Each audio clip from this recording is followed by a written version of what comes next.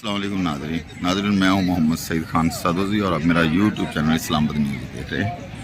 हम इस वक्त बरी इमाम सरकार आए हुए हैं। ये बरी इमाम का रोज़ा मुबारक है, ठीक है जी।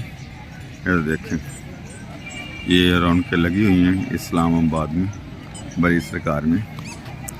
तो ये देखें,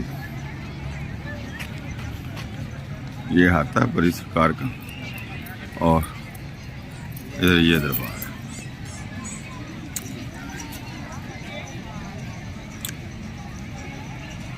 ये पिछली साइड पे सारा मरगला पहाड़ है।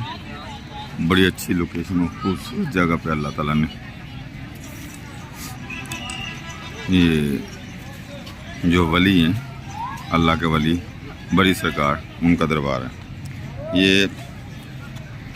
दुआ फातिमा भी, दुआ फातिमा